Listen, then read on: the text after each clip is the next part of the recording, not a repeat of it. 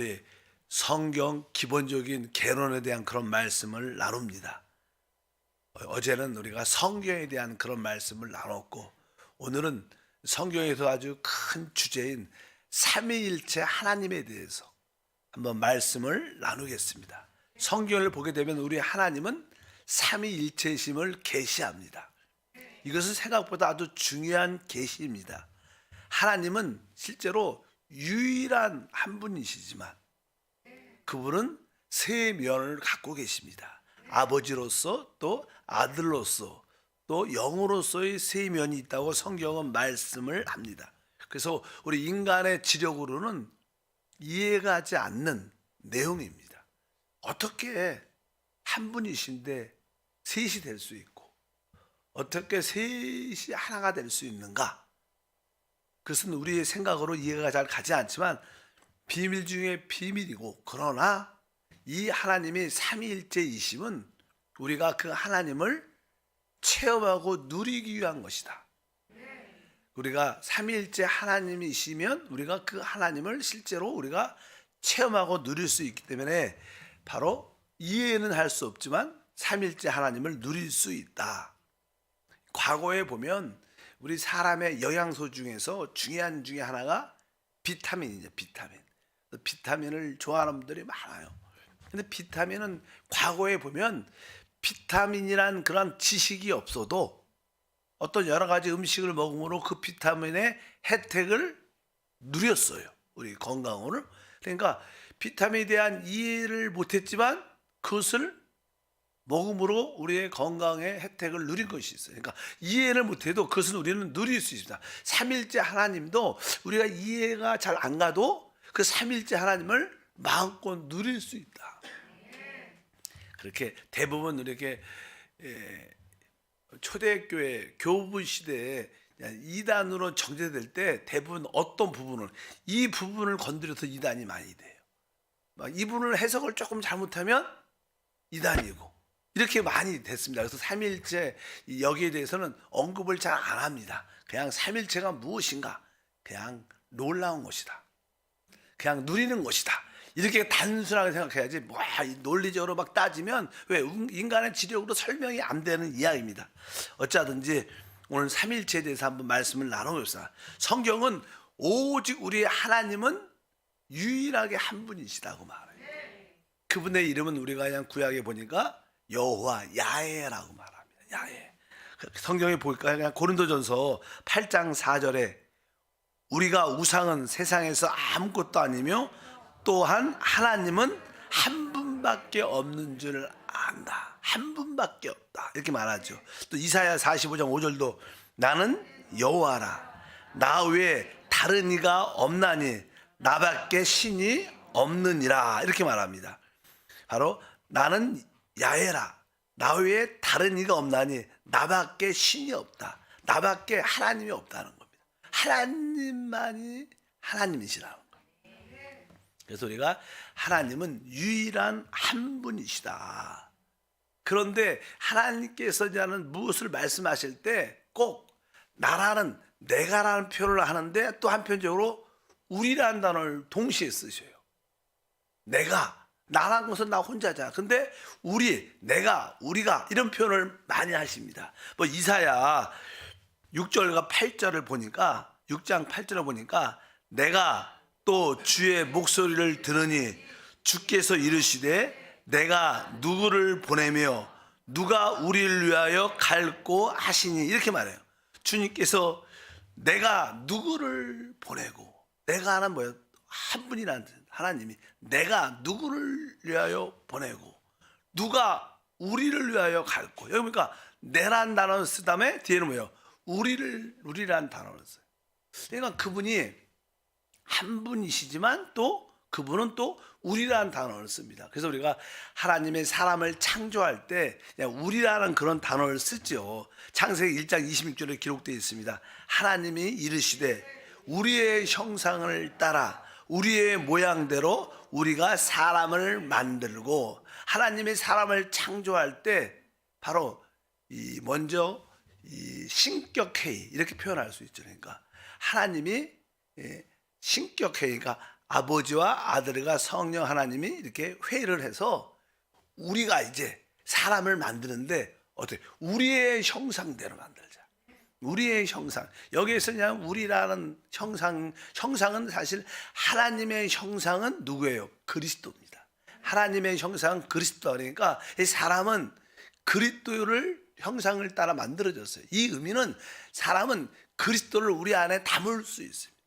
형상은 하나의 그릇 같으니까 바로 우리가 그리스도의 형상으로 만들었다는 것은 우리 안에 그리스도를 영접하기 위해서 만들어졌다는 거예요. 그래서 사실 사람은 그리스도를 영접해야 진정한 내적인 만족으로 꽉 충만함을 가질 수 있습니다.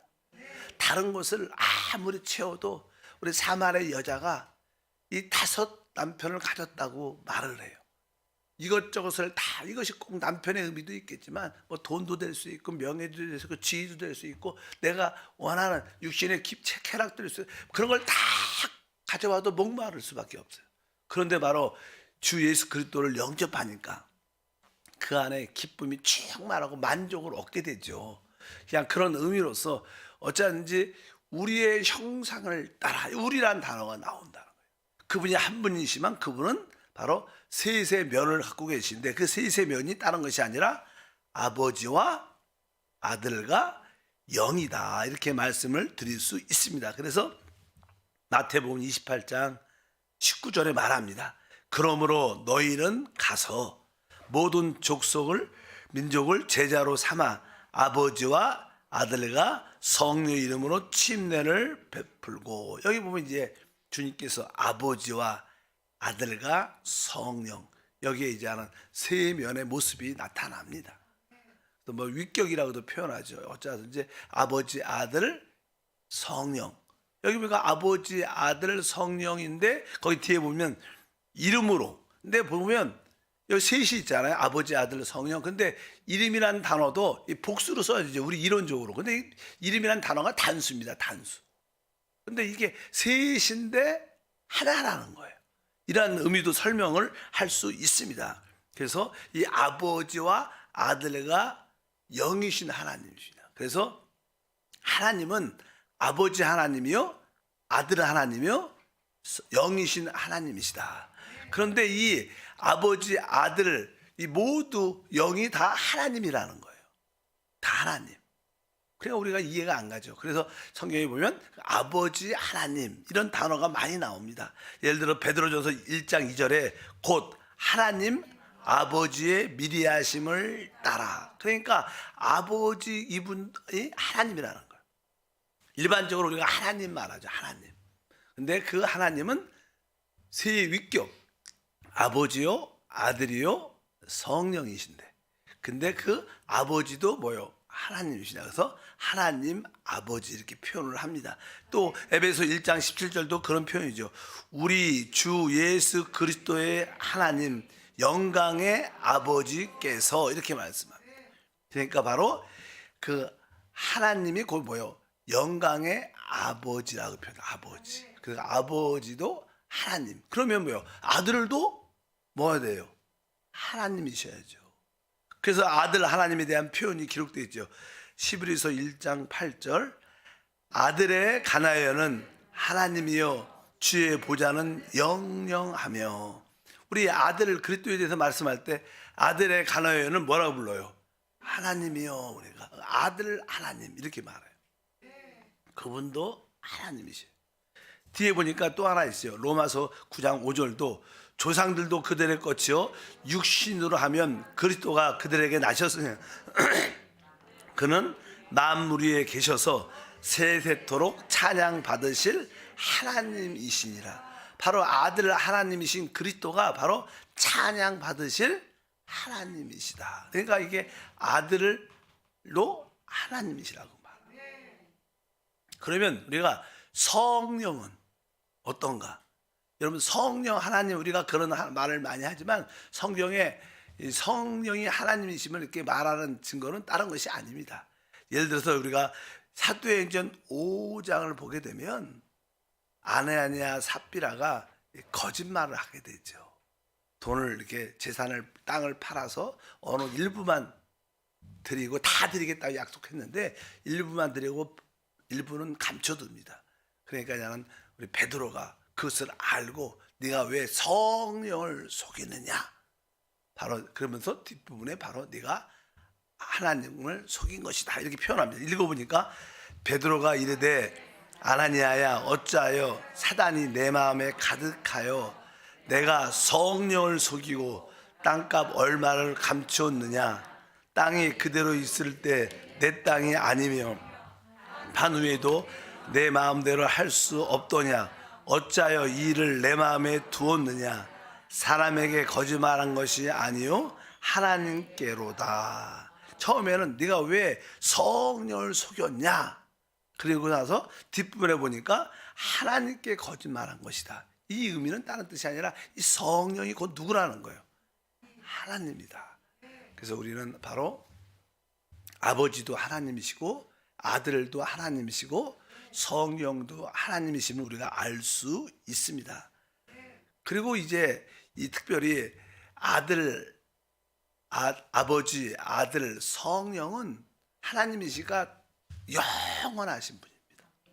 하나님은 영원 전부터 영원 후까지 존재하죠. 하나님은 영원하신 분이니까. 그러니까 아버지도 영원하시고 아들도 영원하시고 성령도 영원하신 분이십니다. 우리가 쉽게 지금 이렇게 우리 앞으로 우리 차세대 우리 어린 친구들 청년들에게 올바로 성경에 대한 이해를 갖도록 가르치니까 그냥 우리는 단순하게 야 믿으면 돼, 야 믿으면 되지 뭘 그렇게 자꾸만 따져 이렇게 할지 모르지만, 그래도 이제 학생들이 그래도 공부를 열심히 하자, 학교 와서 논리적으로도.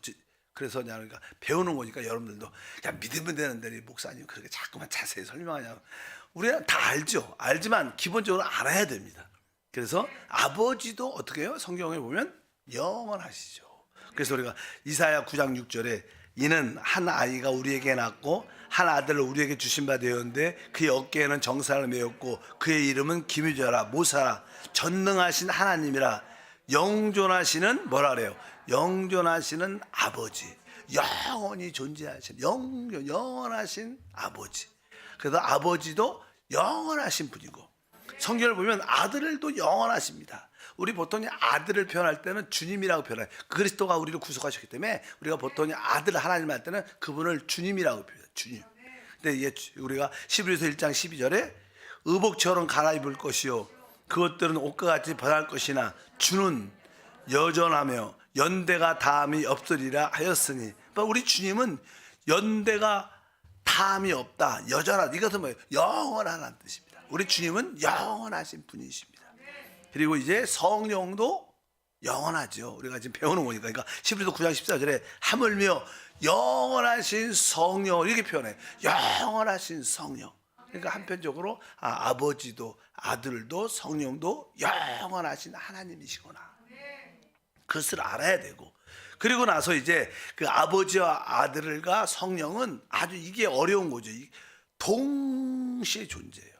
보통 우리가 아버지가 하늘에 계시다가 이제 그분이 육신이 있고 아들로 오셨다가 그분이 죽음과 부활을 통해서 성령이 되셨다, 이것을 이렇게 생각할 수가 있어요. 그러니까 아버지, 하늘에서 아버지로서 이 땅에 올 때는 아들로서 죽음과 부활을 통해서는 성령으로서 이렇게 아버지가 아들이 되시고 아들이 성령으로 우리와 함께 하신다, 이렇게 말할 수 있지만 사실 성경은 그렇게 말하지 않아요.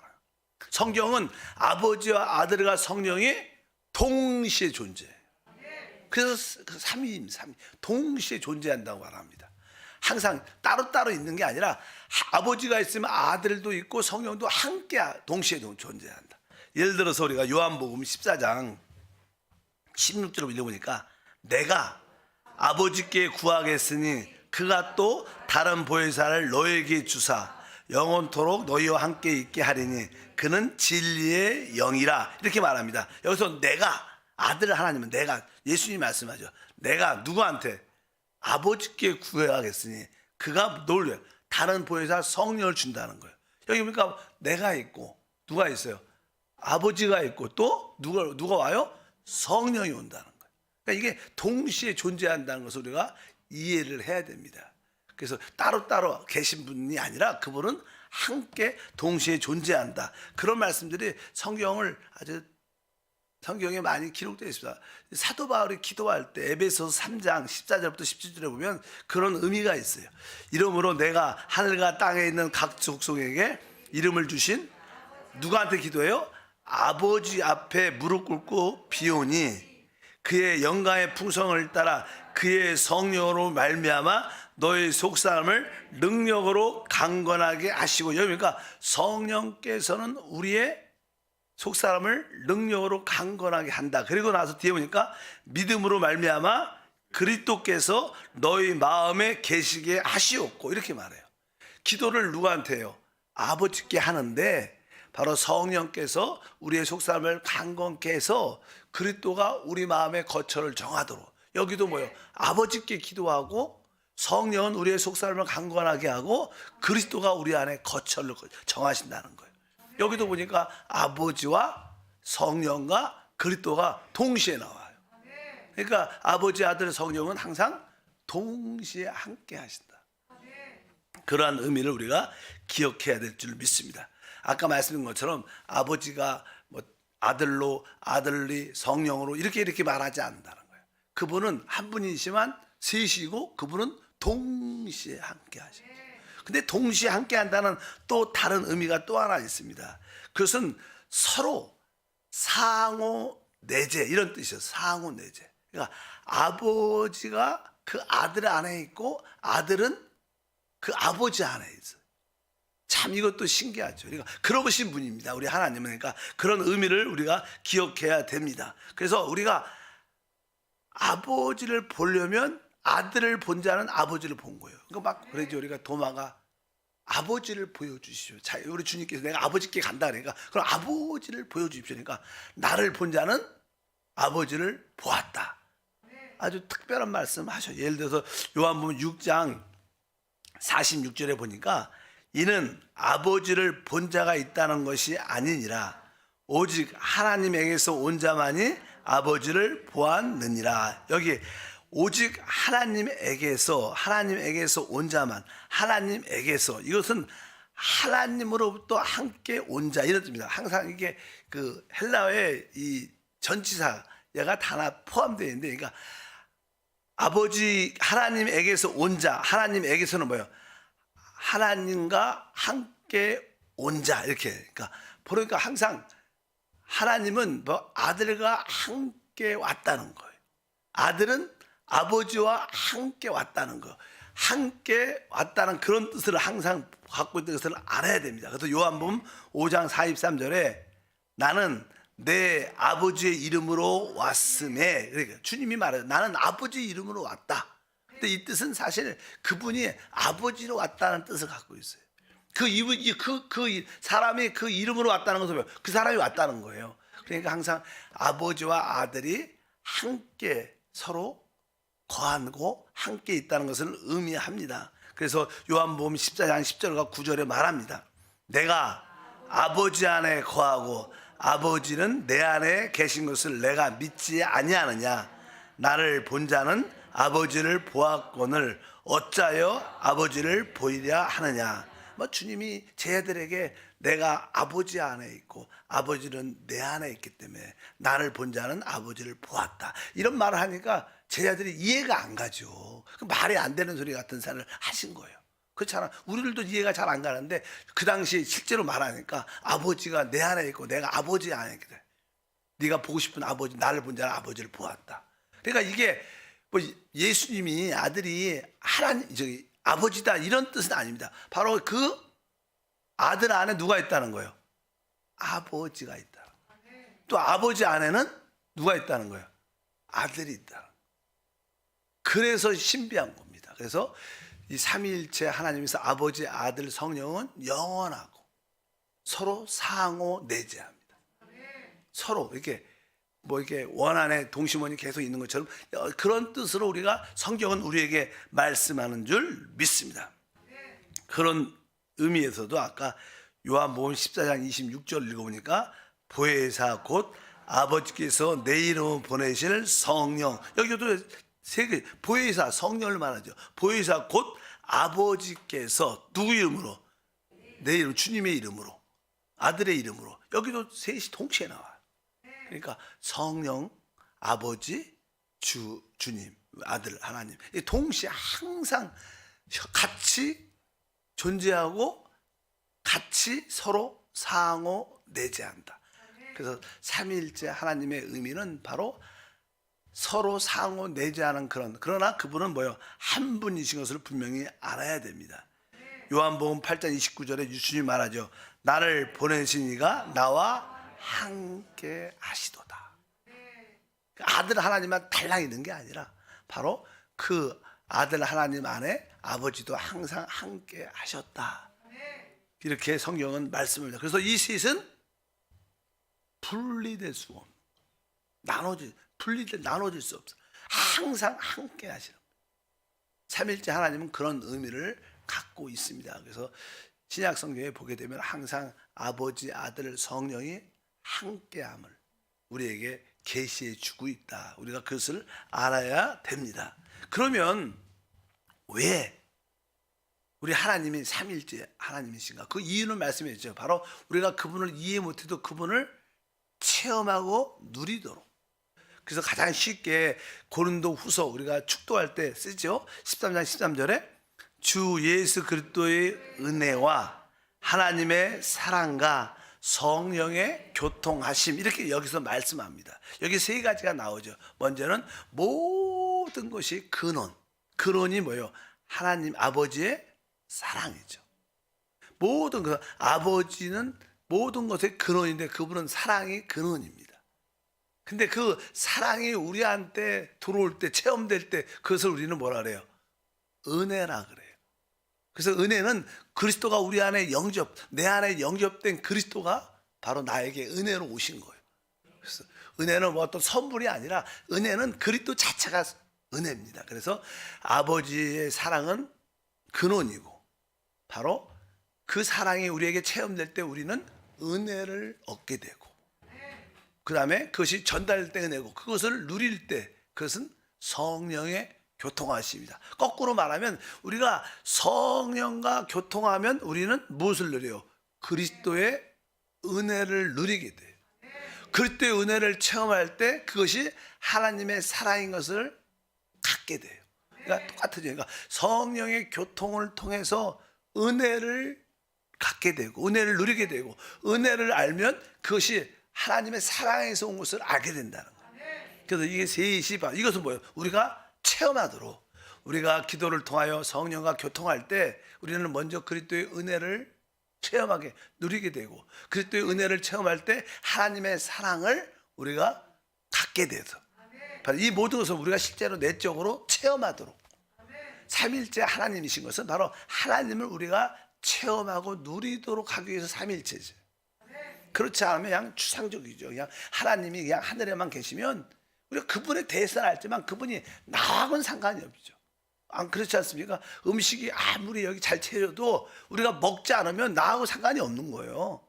그러니까 이것은 뭐예요? 내가 먹고 어떻게 소화시켜야지 내가 맛도 누리고 소화시켜 영양분도 누리고 건강해지는 겁니다. 그러니까 그분이 그러려면 우리 안에 오셔야 되는 거예요.